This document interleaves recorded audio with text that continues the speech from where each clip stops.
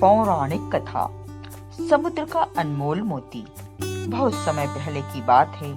एक छोटे से गांव में एक निर्धन मछुआरा रहता था। उसका नाम रामू था।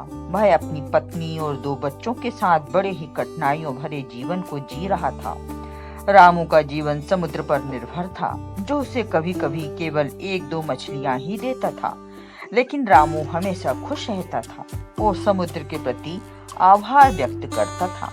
एक दिन की बात है, रामू समुद्र के किनारे अपने जाल को ठीक कर रहा था।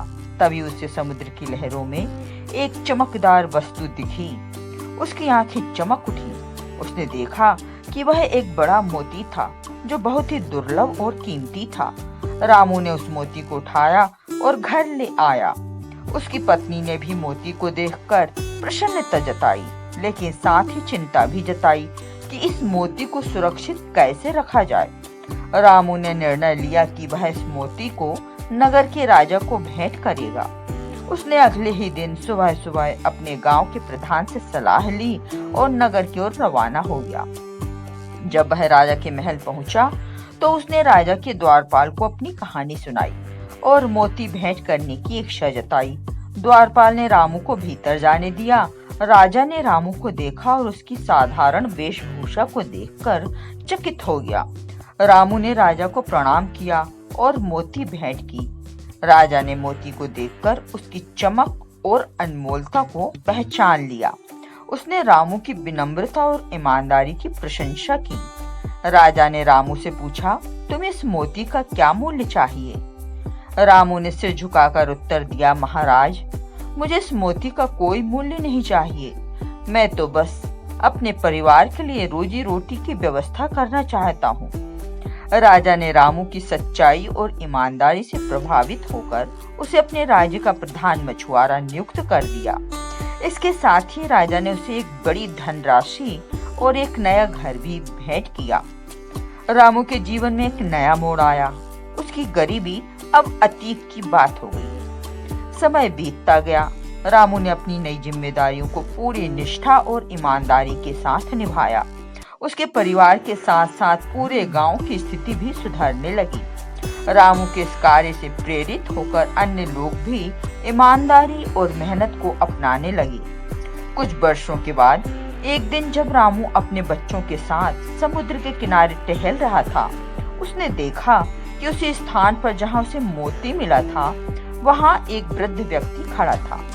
रामू ने उस व्यक्ति को पहचानने की कोशिश की, लेकिन वह अनजान था। वृद्ध व्यक्ति ने रामू से कहा, तुम्हारी ईमानदारी और सच्चाई ने इस गांव को एक नई दिशा दी है। मैं समुद्र का देवता हूँ और मैंने तुम्हारी परीक्षा लेने के लिए वह मोती भेजा था। तुमने उस मोती का सही उपयोग किया, जिससे तुम्हारा और गांव का भला हुआ। रामू ने वृद्ध व्यक्ति के पांव छूकर आभार व्यक्त किया। देवता ने रामू को आशीर्वाद दिया और अंतर्ध्यान हो गए। रामू ने यह बात अपने परिवार और गांव वालों को बताई। सभी ने मिलकर देवता का धन्यवाद किया और रामू की प्रशंसा की।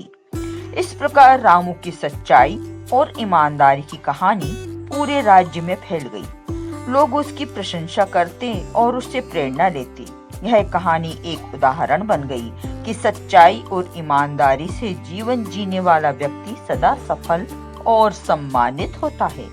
शिक्षा।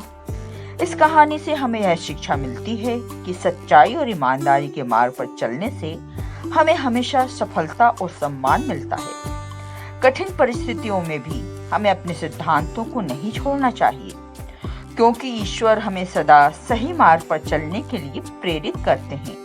तो दोस्तों, हमारी इस प्रेरणादायक और शिक्षाप्रद कहानी को देखना ना भूलें। हमें उम्मीद है कि यह कहानी आपके दिल को छू जाएगी और आपको जीवन में सच्चाई और ईमानदारी के महत्व को समझने में मदद करेगी। वीडियो को लाइक करें, चैनल को सब्सक्राइब करें और बेल आइकन को दबाएं, ताकि आप हमारी हर नई कहानी से जुड़े रहें। कमेंट्स में हमें बताएं कि आपको यह कहानी कैसी लगी और अगली कहानी किस विषय पर होनी चाहिए। धन्यवाद। जय श्री राम।